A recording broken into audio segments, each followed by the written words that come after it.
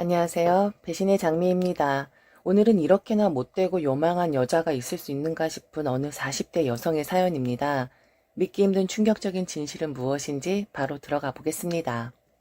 저는 이제 중학교에 들어가는 아들 한 명과 초등학교에 갓 입학한 딸 한 명을 둔 엄마입니다. 아들과 딸의 나이 차이가 많이 나지요. 그리고 아들은 저와는 전혀 닮지 않았습니다. 아들은 잘생겼고 제 딸은 귀엽기는 한데 저는 그다지 인물이 있는 편은 아니죠. 아들은 인물값 하는 남편의 사생아입니다. 결혼 전에 남편과 연인 관계에 있었던 여인이 남편 모르게 아이를 낳았고 제가 딸을 출산하고 채 1년이 되지 않았을 때 아들의 손을 잡고 제 앞에 나타나서 두고 간 아이죠. 처음엔 어쩔 수 없이 억지로 받아들일 수밖에 없었지만 이제는 아들 없으면 살지 못할 정도로 깊은 정이 들었습니다. 저는 지금 어느 정도 안정감을 찾고 아들과 딸과 함께 서로 의지하며 행복하게 살고 있지만 사실 지난했던 제 결혼 생활 동안 우여곡절이 참으로 많았습니다. 끝나지 않을 것 같았던 지옥 같은 시간들이 최근에서야 끝맺음을 하게 되었고 이제야 한숨을 돌리며 과거를 돌아보니 제게도 사연이 참으로 많았더라고요. 그 이야기를 해볼까 합니다. 남편과 저는 한 벤처기업에서 만나게 되었습니다. 남편은 저와는 나이 차이가 많지 않았음에도 불구하고 대학을 졸업하고 자신감 하나로 일찍이 회사를 창업한 대표였습니다. 저는 대학을 졸업하고 국내 상위의 제약회사에서 연구원으로 근무하다가 이렇게 일만 해가지고서는 아무것도 못해보고 죽겠다 싶어서 연봉은 적어도 좀 자유롭게 연구하고 주말에 쉴 수 있는 그런 회사로 이직을 원하다가 헤드헌터로 경력직 이직을 도와주는 사람의 추천으로 향후 사업 전망이 괜찮았던 남편의 회사로 스카웃되어 갔습니다. 당시 남편은 정부의 벤처기업 육성 정책에 따라 국가에서 재정의 보조를 받을 수 있었는데 그 지원금으로 몸값이 좀 비싼 저를 고용했던 것이었죠. 처음에 저는 대표인 남편에 대해서 별다른 감흥은 없었는데 시간이 지날수록 잘생긴 외모와 유쾌한 성격 그리고 따뜻한 미소로 인해 연정을 품게 되었고 한 해에 두 해가 지날수록 남편에 대한 저의 짝사랑의 크기는 점점 커져만 갔습니다. 당시 회사 직원이 15명 정도였고 그 중에 반이 여자 연구원이었는데 거의 대부분 대표였던 남편의 눈안에 들려고 사력들을 다 했었죠. 저는 비록 그녀들보다 학력은 조금 높았지만 외모나 센스 그리고 여자다움 뭐 그런 부분은 확실히 후졌었습니다. 그러다 보니 저는 짝사랑이라도 어딘가 싶었죠. 그냥 괜히 좋아는 하지만 애초에 언감생심 남편과의 연결은 꿈도 꾸지 않았습니다. 그렇게 회사 대표였던 남편을 짝사랑만 하고 한 몇 년 다소 무료하게 연구에 매진했을 때였는데 회사에 기회가 찾아왔어요. 정확히는 제게 큰 기회가 찾아온 것이었습니다. 중국의 동부성 쪽에 있는 기업에서 저희 회사와 생산 계약을 고려해보자는 제안이 왔는데 그 당시 회사에서 중국 진출은 생각도 하지 못했기에 중국통이 없어서 발만 동동 구르고 있었죠. 저는 대학 때부터 중국어에 관심이 많았기 때문에 취미 활동 겸해서 중국어를 꾸준하게 공부했었습니다. 그것이 빛을 발하여 회사와 중국 기업이 계약을 맺는데 공을 세우게 되었고 대표는 제게 회사의 은인이라는 둥, 보배라는 둥 하면서 저를 엄청 챙기기 시작했죠. 그때부터 저 혼자만의 사랑이 아니게 됩니다. 대표도 저를 좋아하게 되었고 몇 년 지나자 제게 프로포즈를 하더군요. 그때 왜 하필 저냐고 물어보았습니다. 그때 남편이 했던 말이 지금도 잊히지가 않네요. 나 벤처기업 하는 사람이야. 진흙 속에 숨어있는 진주도 못 알아보면서 벤처기업 한다고 했으면 난 진즉에 망하고도 남았지. 외모만 번지르르한 여자와 속부터 꽉 찬 당신 같은 여자랑 어떻게 감히 비교가 될 수 있겠어. 당신은 내 인생의 기회이자 영광이라고. 잘생겼지요. 유쾌하지요. 매력적이죠. 거기다 말까지 이렇게 잘하는데 제가 어떻게 그 유혹을 뿌리칠 수 있었겠습니까? 저는 단박에 남편의 손을 잡았고 평생 놓지 않으리라고 다짐했었죠. 우리는 결혼하기로 하였고 시댁으로 인사가는 날이었습니다. 인사가기 며칠 전에 남편이 그러더군요. 내 친어머니가 어릴 때 돌아가시어 아버지가 새 어머니를 들이셨는데 성격이 좀 이상하셔. 뭐 그런 거 있잖아. 계모의 구박 같은 거. 어머니랑은 사이도 안 좋고 나에 대해 좋은 말씀은 안 하는 사람이니까 뭐라고 하든 말든 신경 쓰지 말고 한 귀로 듣고 한 귀로 흘려줘. 그러면서 유년 시절 새 어머니로부터 많이 구박받고 컸다고 이야기하더군요. 그 이야기를 들으니 항상 밝은 모습의 남편에게 어두운 내면이 있음을 짐작했고 남편을 사랑함과 더불어서 연민의 감정까지 더해지니 살면서 더욱 보듬어 주어야겠다는 생각을 했습니다. 그렇게 인사를 가니 시어머니가 저를 주방으로 부르시더니 대뜸 제게 그러시더군요. 같은 여자로서 충고해주는 거니까 곡해하지 말고 들어요. 첫째 얘가 대학 때부터 여자가 많았어요. 알고 있죠? 얘가 바람기가 장난이 아니에요. 집으로 찾아와서 울고 불고 했던 여자들이 한두 명이 아니라니까. 아가씨 보니 학벌도 좋고 능력도 있는 것 같은데 남자 보는 눈을 좀 키우는 게 좋겠네요. 남자 얼굴 뜯어먹고 살 것도 아니고 인물값 한다고 분명 속 많이 썩힐 거예요. 그리고 말이 좋아서 CEO지 허울 좋은 벤처기업 망하는 거 한순간인 거 알죠? 진지하게 결혼 다시 생각해요. 악담도 그런 악담이 없었습니다. 아무리 남편과 피 한 방울 섞이지 않은 어머니라 해도 어떻게 며느리 될 사람에게 남편의 험담을 그렇게 할 수 있는지 이해가 되질 않았죠. 그나마 남편이 미리 언지를 주었기에 망정이지 아무것도 모르고 갔으면 당장 그 집을 뛰쳐나오고도 남았습니다.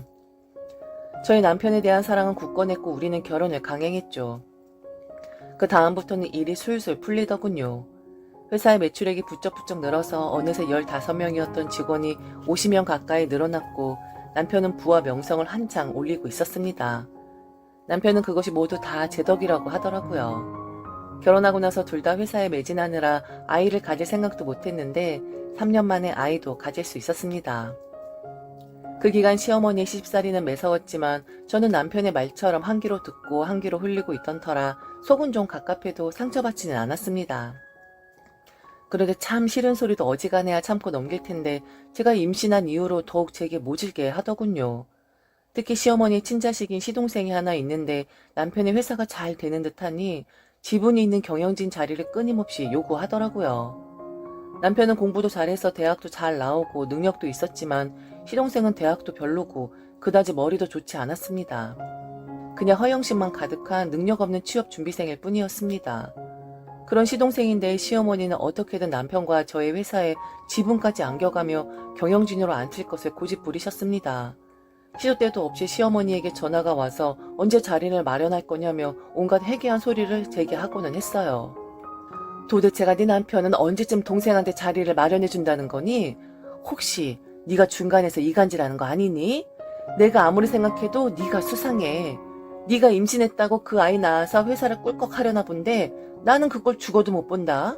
엄연히 말하면 네 남편이 고생고생해서 일궈놓은 그 회사 그거 나나 네 시아버지 거나 다름없는 거야. 얘 뒷바라지 그만큼 하느라 얼마나 뼈골이 빠졌는지 아니? 헛된 생각하지 말고 빨리 네 시동생에게 회사 지분 절반 넘기고 경영자 자리 하나 만들어놔라. 좋은 말로 할 때 해라. 나중에 후회하지 말고. 어떻게 고생고생 뼈골 빠지게 키우셨는지 세세하게 말해보라는 소리가 목구멍에까지 치솟아 올랐다가 임신 중인 몸으로 태교에 좋지 않을 것 같아서 정말 수십 번은 참은 것 같습니다. 저는 결혼을 남편에게 싫은 소리 한번 해본 적 없었지만 시어머니가 도대체 왜 임신한 제게 그런 말도 안 되는 소리로 스트레스를 주는 거냐고 남편에게 화를 내었죠. 남편이 그러더군요. 무식한 건 여전하시네. 나이를 드셔도 변하지가 않아. 처음부터 말했잖아. 그냥 한 귀로 듣고 한 귀로 흘리라고. 대꾸할 가치도 없는 이야기뿐이야. 이런 말하기 정말 창피한데 새어머니 출신이 좀 그래. 내가 알기로는 아버지가 자주 드나들던 주점에서 일하던 분인데 나이가 많아 다른 곳으로 방출시키려는 때 아버지가 새어머니 빚 갚아주고 빼내온 거라고 고모들이 하는 이야기 어릴 때 들은 적이 있어. 그때부터 난 아예 말도 하고 싶지 않더라고. 그냥 아버지의 여자지 내 어머니 아니니까 신경 쓰지 마. 남동생도 진짜 동생이라고 생각해 본 적 없으니까 괜히 챙긴다 어쩐다 하지 말고 그냥 본가 일은 최소한의 도리만 하면 돼. 신문기사에 남편의 인터뷰도 나가고 잡지에도 실리고 하다 보니 시어머니는 더 부하가 났는지 제게 시도 때도 없이 전화하고 문자 보내서 몇백만 원씩 돈을 보내라느니 명품 가방이나 시계를 사내라느니 그러더군요. 남편의 말대로 전화가 오면 한 귀로 흘리면서 내내 거릴 뿐 일체의 답변도 하지 않았고 들어오는 문제에도 일절 답장하지 않았어요. 그렇게 시댁 그중에서도 시어머니와 남편 사이는 항상 살얼음 판이었죠. 그리고 그 둘 사이에서 저는 임신한 몸으로 엄청 스트레스에 시달렸습니다. 출산일을 며칠 넘기고도 뱃속의 아이는 나올 생각도 안 했고 저는 회사 일에 시어머니의 계속되는 반협박에 스트레스는 높아만 갔죠. 그래서 저는 수술을 통해 출산을 했죠. 다행히 출산한 딸애는 건강했어요.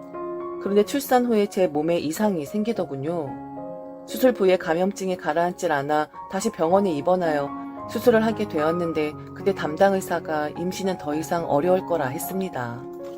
저는 괜시리 분하고 억울했습니다. 이게 다 시어머니가 제게 준 그 말도 안 되는 스트레스 때문이라고 생각했죠.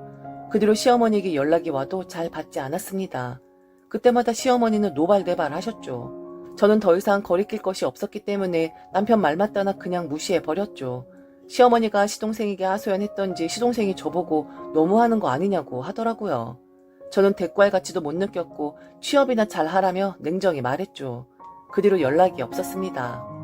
남편은 그런 저를 이해해 주었고 저와 딸애에게 정말 잘했습니다. 그렇게 출산하고 1년이 채 안 되었을 때였습니다. 어느 날 남편이 시외로 드라이브를 가자고 하더군요.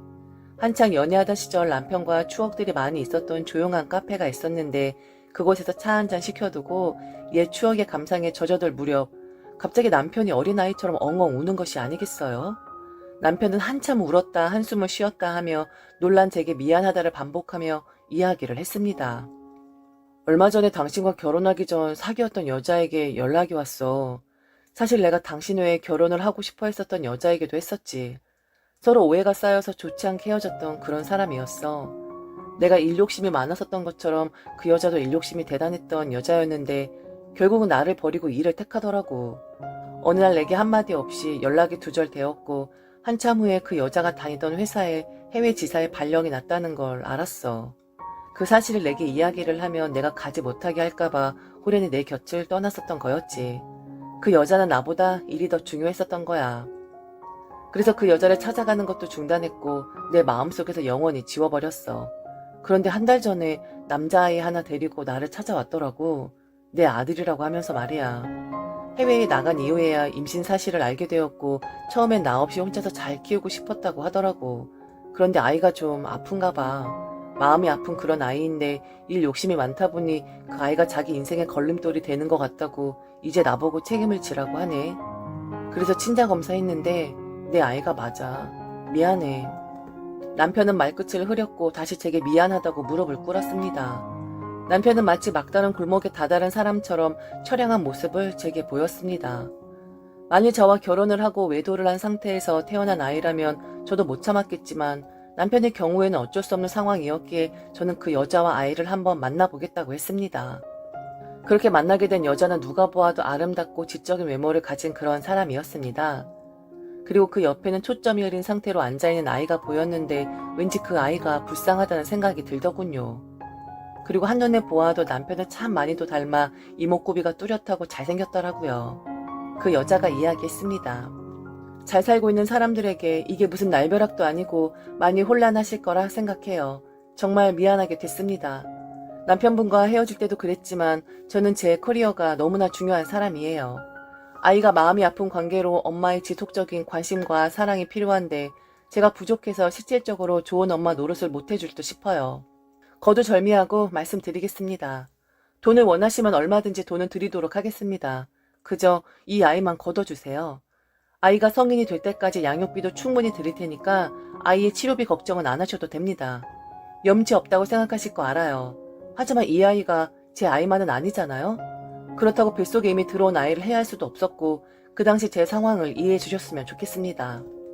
저는 같은 여자로서 이해했고 이미 그 여자와 만나기 전부터 아이를 거두리라 생각했기 때문에 큰 반향 없이 제 친아들처럼 보살피겠다고 약속해 주었습니다. 아이를 데리고 온 지 얼마 후에 그 여자는 외국으로 떠났으며 그곳에서 외국인과 결혼을 했다고 하더군요. 그 여자 말처럼 아이에게 최선을 못하는 것이 두려워서 우리에게 보낸 건지 아니면 아이 없이 홀가분하게 결혼을 하고 싶었던 거였는지는 알 수 없지만 친엄마에게 버림받았다는 느낌을 아이가 느끼지 않게 살게 해주고 싶었습니다. 그 뒤로 저는 아이의 마음을 열어보려고 공부도 하고 병원도 다니며 부단히 노력을 했습니다. 제 노력하는 모습이 아이 눈에도 진심으로 비춰졌는지 어느새 아이는 제게 조금씩 손을 내밀기 시작했고 병원 치료도 열심히 했습니다. 그 뒤로 아들은 눈에 띄게 좋아졌죠. 마음이 뿌듯해지더군요. 그렇게 남편을 꼭 빼다 박은 아들을 사랑하게 되었습니다. 저는 비록 더 이상 아이를 가질 수 없었지만 힘들이지 않고 어여쁜 아들을 얻게 되어서 더 감회가 새로운 나머지 딸아이 출산하고 계속되었던 우울감도 어느새 사라지고 없었습니다. 그런 행복한 나날이 계속될 줄 알았는데 시어머니가 또 등장해서 한바탕 속을 뒤집더군요. 내가 뭐라 그러든 분명 남자 인물값 한다고 했니 안 했니? 그럼 너는 생각이 있는 애니 없는 애니? 병든 아이 받아서 어쩌려고 그래? 네가 집안을 말아먹으려고 작정을 하지 않고 어떻게 애를 받아들이니? 당장 저 병든 애 내쫓아라. 저는 대꾸도 하지 않고 시어머니를 집 밖으로 밀쳐냈습니다. 말 같은 소리를 해야 대꾸라도 하죠. 연신 바깥에서 고래고래 소리 지르며 어지간히도 분해하시더라고요. 하루는 아이들을 데리고 외출하려고 나가는데 시어머니가 불쑥 나오시더라고요. 그동안 내가 말이 좀 심했다면 사과하마. 그런데 너도 내 말을 귓등으로도 안 들었잖아. 그건 너도 내게 사죄해야 할 거다.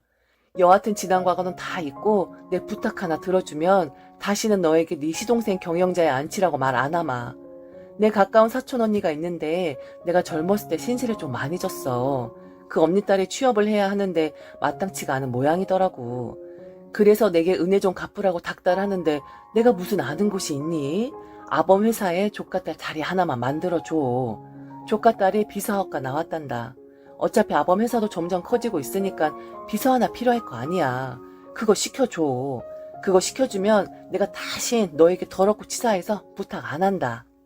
시어머니의 투덜거림이 지긋지긋했기에 조카딸 일자리 주면 더 이상 저도 시어머니 그 말도 안 되는 소리 안 들어도 되겠기에 남편에게 이야기해서 남편 스케줄 관리하는 비서로 채용했습니다. 정말 그 뒤로 시어머니는 연락 한 번이 없더라고요. 그때는 얼마나 편하고 좋던지 저는 아들의 마음 치료와 딸의 육아에만 온전히 집중할 수 있었습니다. 아이들 육아 때문에 정신을 팔려 있을 무렵 회사의 친한 동생에게 연락이 왔습니다. 언니, 회사 언제 복귀하실 거예요? 회사에 능력 있는 안주인 안 계시니까 회사가 잘 돌아가지 않는 것 같아서 걱정이에요. 어서 복귀하셔서 직원들이랑 같이 예전처럼 신바람 나게 일해요. 저는 딸아이 낳고 출산 휴가에 들어가서 아들 품고 나서는 무기한 휴직 상태였습니다. 그렇게 몇 년 회사에 못 나간 상황에서도 저를 기다리는 사람들이 있다고 하니 기분이 좋아지더군요. 그런데 그 동생이 뜬모를 말을 하는 겁니다. 언니, 2달 전에 새로 들인 그 비서 말이에요. 대표님 친척 맞아요? 요즘 회사에 소문이 안 좋아요. 비서가 대표님과 그렇고 그런 사이라고 소문이 파다해요. 옷도 항상 야시시하게 입고 다니고 아무 데서나 대표님 팔짱 끼고 지난주에 말단 남자 직원이 봤는데 그 비서가 대표님을 뒤에서 껴안더래요. 가까운 사촌관계면 그럴 수도 있겠다 싶은데 이건 좀 도가 지나친 것 같아서요. 저는 순간 뭔가 있구나라는 생각이 들었습니다. 시어머니, 조카딸, 비서자리, 더 이상 저에게 더럽고 치사해서 부탁할 일 없다는 그 말까지 모든 게 수상하더라고요. 남편을 믿어야 하지만 워낙에 바람기가 있는 사람이라 그때부터 의심이 되더군요. 비록 아들은 제가 마음에서 우러나서 키우기로 했다지만 만약에 또 그런 일이 발생하지 말라는 법도 없고 시어머니가 수천 번도 넘게 이야기한 남편의 바람기며 얼굴값이 계속 귀에 맴돌았습니다. 저는 일단 심부름센터 직원을 남편에게 붙였고 행적을 좀 기록해달라고 했습니다. 남편은 여느 때처럼 집에 늦는 날이 많지 않았고 만약 늦더라도 다 제가 아는 일정들 뿐이었죠. 남편의 행적을 기록한 지 한 달쯤 되도록 특별한 일이 없기에 제가 너무 예민하게 반응한 건 아닌가 싶었습니다. 그래서 딱 일주일만 더 관찰하고 심부름센터 직원을 철수시킬 생각이었는데 철수를 며칠 앞두고 밤 10시쯤 심부름센터 직원에게 연락이 왔습니다. 남편이 술에 취해 어떤 웨이터 등에 엎여서 술집 위에 호텔로 올라가는 모습이었죠. 그리고 그 옆에는 시어머니 조카딸이 남편의 양복 상의를 들고 있더군요. 저는 애들을 가까이 살고 있는 친정 엄마에게 맡기고 그 호텔로 갔습니다. 그리고 심부름센터 직원이 말하는 객실로 달려갔습니다. 배를 누르고 문을 두드리니 조카딸이 고개를 빼꼼히 내밀더라고요. 저는 바로 머리채를 낚아챘죠. 그리고는 객실로 끌고 들어갔어요. 조카딸은 씻고 나왔는지 가운을 걸친 상태였고 남편은 옷을 입은 채로 침대에 널브러져 있었습니다. 조카딸의 머리채를 잡은 채로 남편을 흔들어 깨웠지만 반응이 없었어요. 순간 죽은 게 아닌가 싶어서 놀랐죠. 조카딸을 한쪽 구석에 꿀려놓고 구급대에 전화를 해서 남편이 숨을 안 쉬는 것 같다고 했습니다. 몇 분 뒤 구급대원과 경찰관이 방으로 들어오더군요. 구급대원이 확인하니 술에 취해 골아 떨어진 것이랍니다. 저는 남편이 평소에 술을 즐기지도 않고 취할 때까지 마시는 사람이 아니라고 이야기를 했습니다. 그러면서 응급실로 실어다 달라고 부탁을 했죠. 구급대원은 술 취한 것 같다고 처음에는 지켜보자고 하더니만 저의 거듭된 요청에 결국은 남편을 싣고 응급실로 갔습니다. 조카딸도 일단은 끌고 갔죠. 응급실에서 여전히 깨어나지 않은 남편을 보고 오만 가지 생각이 드는데 의사가 오더니만 수면약을 복용했냐고 묻더라고요. 그러면서 상당량의 수면약 성분이 혈액검사에서 확인되었다며 평소에 불면증이 있냐고 물었습니다. 전 조카딸에게 이게 어떻게 된 일인지 물었죠. 아무 말도 못하더군요. 좋아, 경찰서 가서 이야기한다 이거지? 만약 내 남편 잘못되면 너 끝장날 줄 알아? 저는 경찰에 바로 신고했고 지구대 경찰이 나와서 영문을 물었습니다. 저는 조카딸이 남편을 불상의 상태로 만들었다 하고 연행해 달라고 했습니다. 결국 저와 조카딸은 경찰서로 갔죠. 그리고 제가 어떻게 된 일이냐고 경찰관 앞에서 실토하라고 했습니다. 조카딸은 울먹이며 이야기하더군요. 그쪽 시어머니가 제가 일했던 주점에서 오래전에 일했던 이모신데 어느 날 가게에 찾아와서 마담 언니랑 이야기하더니 저를 콕 집어서 팔자 고칠 생각 없냐고 하더라고요. 남자 하나만 꼬셔서 아이까지 낳으면 10억 준다고 했어요. 그래서 하겠다고 했더니 회사 비서로 넣어주더라고요. 제가 꼬실 사람이 그쪽 남편인 회사 대표였는데 잘 안 넘어와서 오늘 고민 있다고 불러내서 약을 좀 썼어요. 정말 죄송해요. 전 시키는 대로만 한 것뿐이에요. 여자가 자초지종 설명을 마칠 무렵 시어머니가 어떻게 알고 왔는지 경찰서로 찾아와서 무슨 일이냐며 제게 왜 이리 경솔하냐고 적반하장으로 삿대질을 하는 겁니다. 저는 분노를 참을 수 없었고 시어머니의 머리채를 잡아 제치고 그 얼굴에다가 물을 한 사발 부었습니다. 당신이 인간이니? 아무리 제 배 아파서 낳은 자식 아니라지만 그래도 자식인데 구말리 같은 인생 망치려고 작정을 해? 당신은 어머니 자격도 시어머니 자격도 없는 사람이야. 당신 고소할 테니까 앞으로 콩밥 좀 먹고 살아봐. 저는 시아버지에게 전화하여 지금까지 일어났던 일을 상세하게 말하였고 시아버지는 고래고래 소리를 지르며 결국에는 탐욕스러운 여편네가 이 사달을 냈다면서 노발대발 하시더라고요. 저는 시어머니를 고소하고 싶었는데 경찰관이 친족 상도례법상 고소하기가 어렵다고 하더군요. 우선 시아버지는 시어머니와 시동생을 내쫓고 호적에서 파내었습니다. 그리고 남편의 명의로 그 비서 여자를 사기죄로 고소했고 그 비서도 시어머니였던 여자를 고소하더군요. 그 시어머니라는 여자는 그 술집 여자를 꼬셔서 남편과 내연관계를 맺게 한 후 저와 남편을 강제 이혼시키고 그 술집 여자와 남편을 혼인시킨 후 남편의 재산을 훔쳐낼 생각을 했다더군요. 참으로 무식하기 그지없고 한 치 앞도 못 보는 우둔한 여자였습니다. 시어머니라는 여자를 보면 저는 비록 제대로 낳은 자식은 아니지만 가슴으로 품은 아이에게 절대로 상처를 주지 말아야지 매일매일 다짐하고는 합니다. 수년이 지난 지금 아들은 어느 아이보다도 활달하고 멋지게 잘 자라고 있습니다. 제 딸은 저를 닮아 예쁜 구석은 별로 없지만 똑소리가 날 만큼 똑똑하답니다. 남편은 그날 그 사건 이후로 매 시간마다 제게 전화를 하여 위치를 알리고 있습니다. 저는 절대 시키지 않았는데 그렇게 해야 자신이 안심된다고 하더라고요. 누가 자기처럼 잘난 남자 보쌈에 가면 어떻게 하냐며 너스레를 떱니다. 지금처럼만 딱 평온하기를 희망해 봅니다.